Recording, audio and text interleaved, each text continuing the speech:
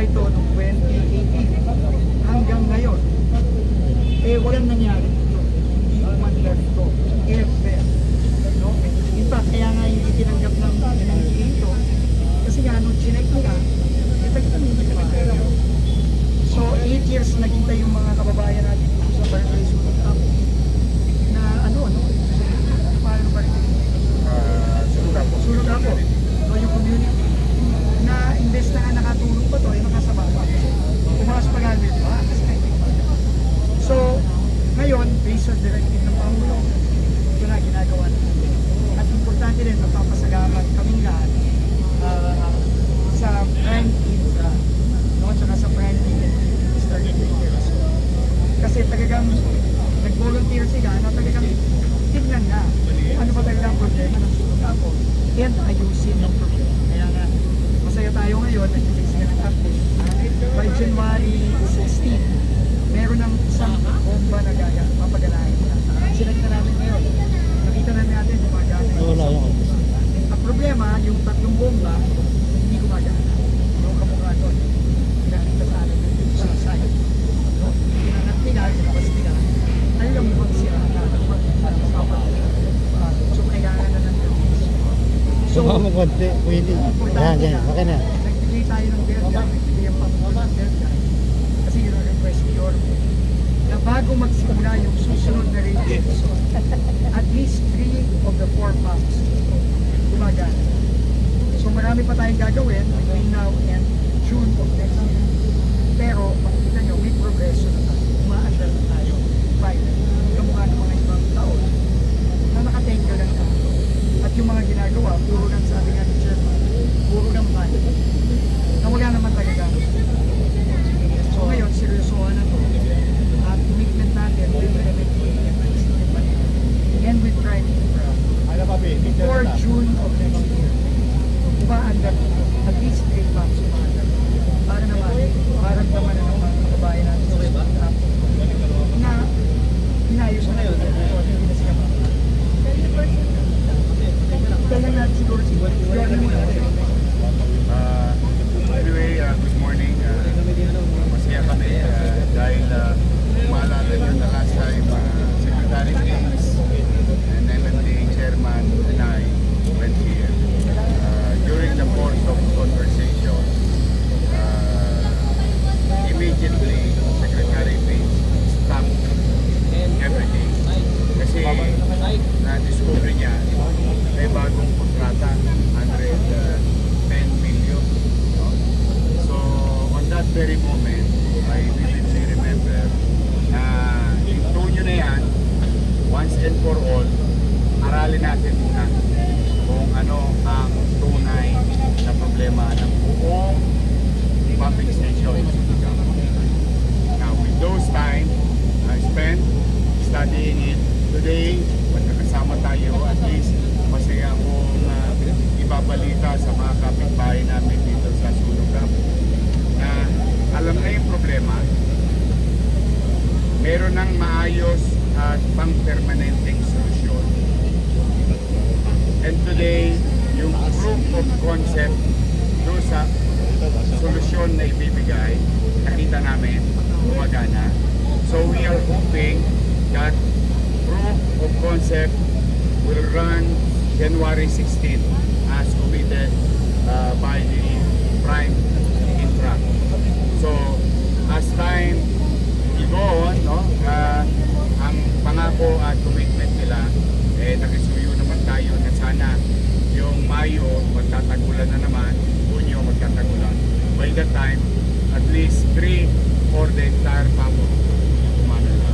So far, merong hopeful things na mararamdaman namin ng mga taga Maynila, particularly dito sa Tondo, sa Sunod Apo, bago man lamang matapos ang 2020. Now, we would like to thank MMDA Chairman and Secretary Vince at National Government and Prime Infra to really find a solution, a permanent, long-lasting solution for this neighborhood. So thank you very much. Chairman Donovan. Marami pa pong dapat ayusin.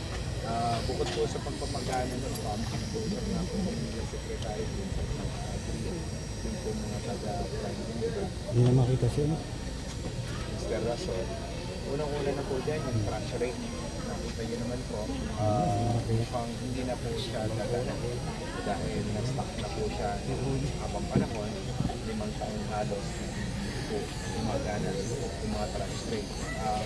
Importante po kasi itong crash rate dahil ito po yung sumasala ng basura na nahihigop ng bomba kasama ng tubig. Pero meron din po kami isang sinasuggest ng Secretary James na another mitigating measure na isa pong critical na ligaya na pinadaan pa po dito yung tubig na pwede naman diretso sa sulat ng na hindi naman po mag-focus ng baka. Marami pong basura ang nilagay. So, pag-aaralan po namin kasama ng DPWC ay yung pagsasara po yung Maligaya Creek ngayon. Yung tubig na parang hindi na pumapunta dito kasama yung basura. Yun lang po, nag-uusap din po kami ng engineer po dito na despite na mapagana po natin yung bagong bomba, kailangan pa rin i-observe yung efficiency. Kasi po, ito po makikita niyo yung design ng bomba, nakalubog po siya mismo sa tubig. So, pag-higop po niya ng tubig at may mga nakasamang basura, meron pa rin pong risk na magbara siya, mag-automatic shut off.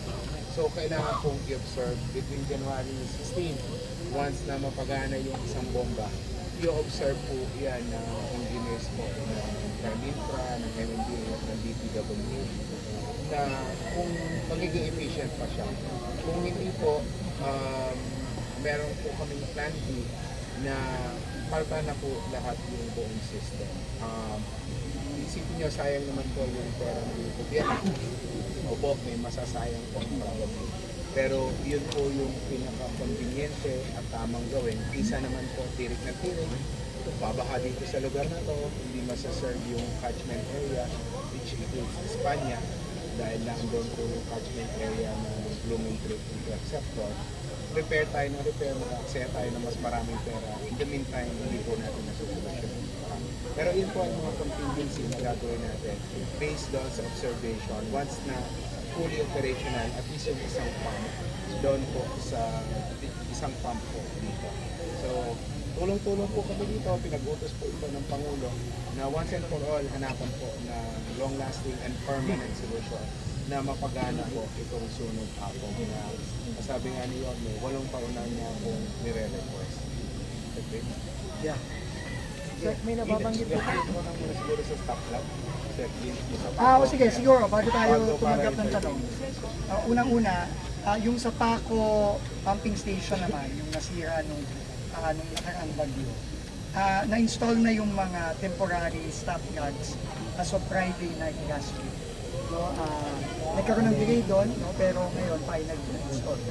So ngayon, ang maganda, Yorme, Chairman, hindi na babahain ang ito sa mga barangay na apektado sa Paco. Pero kailangan pa rin yung permanent solution doon. Nagpunit naman yung contractor, walang gastos sa gobyerno, i-reinstall nila yung floodway, no, at papatibayin nila. So yun, mag-take pa ng mga 3 months para i-fully install. Pero at least ngayon, may stop guard na tayo, nakaharang na, hindi na babahain. Babawasan yung takbo. O mababawasan na iba. So, basta ito, lahat, ang sinabi ng Pangulo natin, lahat ng mga nakatenga, hindi gumagana, matagal nang hindi gumagana tulad nito, kailangan once and for all, paganahin na natin, lalo na bago magtagpuan. Kaya nga mapapansin ninyo, kasama din itong pagsasaayos ng mga pumping station sa open kontrabahan na in-launch ng Pangulo. No? And makikita nyo, kung sisilip kayo doon, may makikita kayo nagde-dredge dun sa sunog apog Estero. Kasi hindi lang yung pumping station ang kailangan gawin, kailangan pababayin din natin, pataasin din natin yung level. Ditong pagalimin natin yung level nung Estero. Kasi pag yan masyado mataas, magbabackflow lang yung tubig.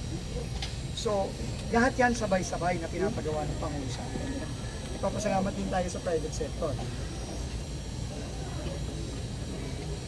Oo, kung maalala ninyo, yung may 3 pumping station sa Ross Boulevard din na hindi gumagana. Lahat yun, papaganahin natin. So lahat ng mga matagal ng problema, matagal ng nakatenga, ang sabi ng Pangulo, paganahin na lahat yan bago magtag-ulan ulit next year. So yun ang pipilitin natin. Sir, yung contractor po dito, yung Lebron contractor, may pananagutan po ba? Yung pananagutan, darating tayo dyan. Hindi pwedeng walang managot dito. Kasi hindi lang to, mag-1 bilyon na yung ginagastos nito. Kasama itong bagong kontrata ng Lebron. No? May mananagot dito for sure. At hindi lang yung pera. Yung perwisyo na dinulot nito sa mga constituents niyo, sa mga kababayan natin. Kailangan may managot yun. So, aabot din tayo dyan. Nag-open na kami ng investigasyon dito. Pero ngayon, ang focus natin, solution. Kasi, kung hindi tayo gagawa nito, bahala naman dito sa sunog apog next rainy season, pati sa Espanya. So, ayaw na payagan ng Presidente at York. So, gagawin natin ang lahat pa. Talagang prevent. Pero may yung ito ng basura, kahit yung mga trabaho po yung nababanggit at nababanggit ng sekretary kung may problema sa basura dito. Nagkahit ka nagkaroon problema sa submersible, etc. Paano po ba kukuha yung tulong na barangay ng community upang mabawasan po yung problema sa basura? Yung pagkilang po kanina, pag-pulling. Yes, in fact, under Executive Order number 3 since July, I tasked all the barangays, 896 of them, to really declog all our drainage system inland and in the streets. Kaya malaking volume talaga ang nawala sa ilalim ng imbornal namin. But the thing is, ang Maynila is interconnected to Metro Manila. At ang Maynila ang tagasalo ng lahat ng agos ng tubig from the eastern port. At ang agos ng tubig, hindi lamang tubig ang dumarating sa Maynila. Kasama ang basura nila. But then again, through the concerted effort ng MMDA at ng City of Manila, we try to manage whatever solid materials in the body of water. At yung mga pumping station naman na under sa tangan-tangan ng MMDA, may mga trash trap naman sila. And that MMDA and City of Manila working hand in hand to eliminate all those solid materials in the body of water. So it will continue. The one that you are seeing here is yung sinasabi ni Chairman. Yung mekanismo na haharang sa basura na hindi maiwasan na nanggagaling sa eastern port kasabay ng agos ng tubig ay sira. So yun yung sinasabi kanina. So now, be that as it may, ang buong facility naman, every corner of it, napag-aralan na ng crime team. Now, having said that, measures are going. And one of those is na-witness natin. So far, if I may borrow statement ni Secretary B, at least, kung meron mang masasalubong ang tao dito sa sunog apog sa bagong taon na ito, ay pag-asa. Pag-asa na yung 8 taon nilang paghihirap, maiibsan na in the coming weeks and a few months. But rest assured, whatever materials in the body of water, MMDA and your local government will address it.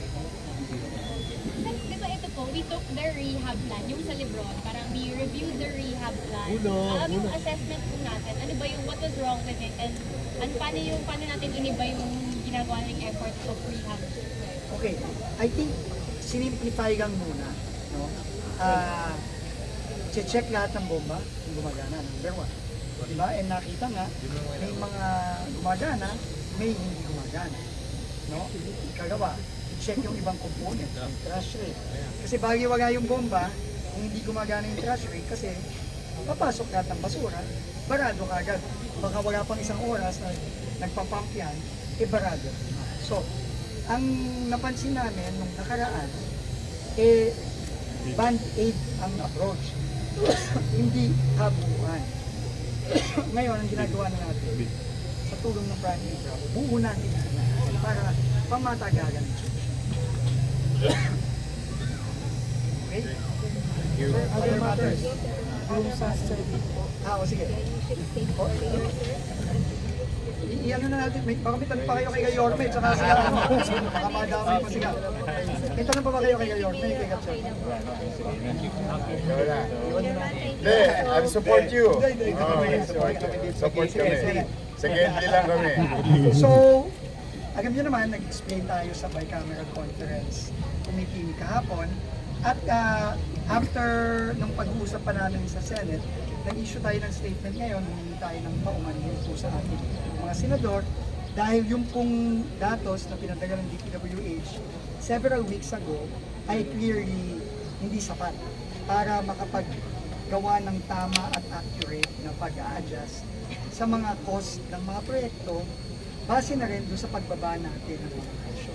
So, sumugat tayo sa Senado ngayon at nag-issue tayo ng statement, humihingi tayo ng paumanhin sa pagkukulang natin doon. Pero ang objective talaga natin dito is isa. Kailangan mapababa natin, finally, after so many years, ang presyo ng materyales ng mga proyekto sa DPWH. At yon ay common purpose ng Pangulo at ng Kongreso. So yan ay committed tayo dyan, committed ang Pangulo. Paulit-ulit natin sasabihin, ngayon na naibaba na natin, never nang tataas yan. Pero ngayon, sa kasalukuyan, nandun na ang mga staff natin sa Senate para i-apply na yung mas accurate na adjustment.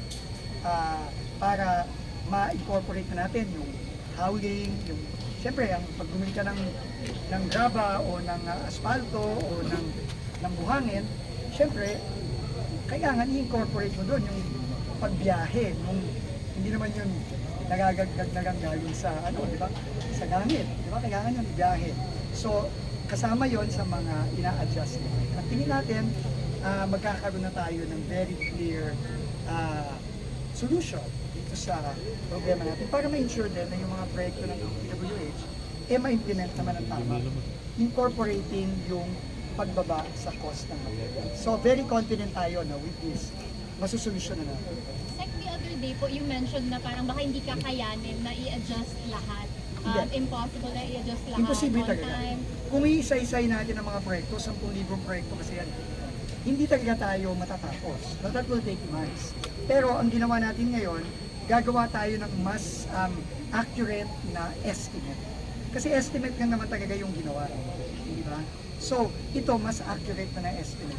So, pero, i-apply pa rin natin, pag pumasa na yung budget, i-apply pa rin natin based on Department Order 110, Series of 2025, yung ginabas natin ng Biyernes, mandating all regional district to apply the changes in prices, the reduction in prices for each and every project of DPWH.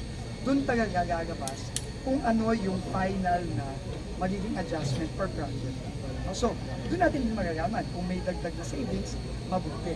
Diba? At makakadagdag tayo sa mga savings ng gobyerno.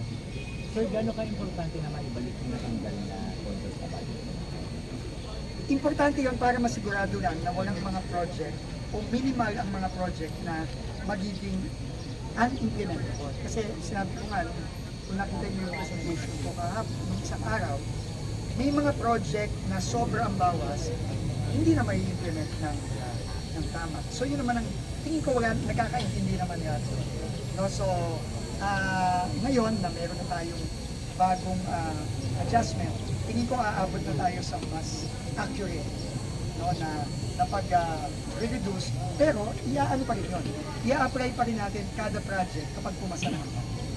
At yun naman, makikita din natin yun, very transparent tayo kung halimbawa. I-implement tayo ng proyekto dito sa Maynila, halimbawa, ng mga bagong mga kalye o bagong mga pumping station, i-adjust na natin ang presyo.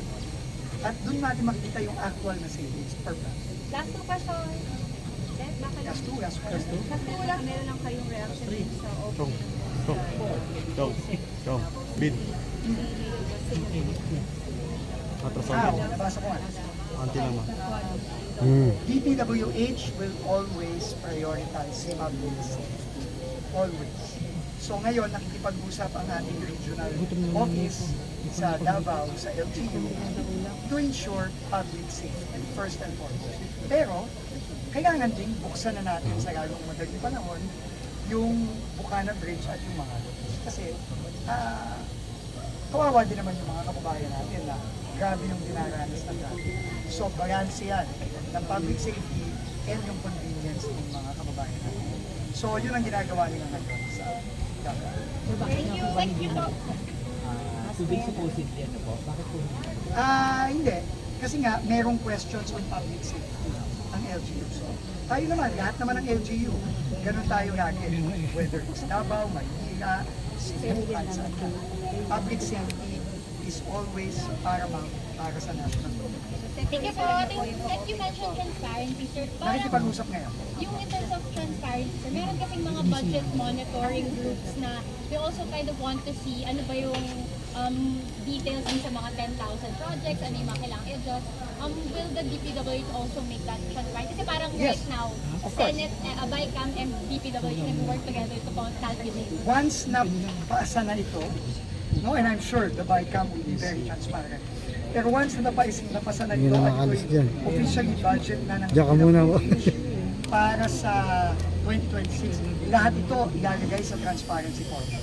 But Lahat. right now, sir, habang nagkaka-negotiate, Nasa bicameral conference siya ngayon. Wala pa sa kamay ng DPWH. So, yun. So, I'm sure very transparent ang bicameral conference. Dyan. Thank you. po, sir. Thank you everyone.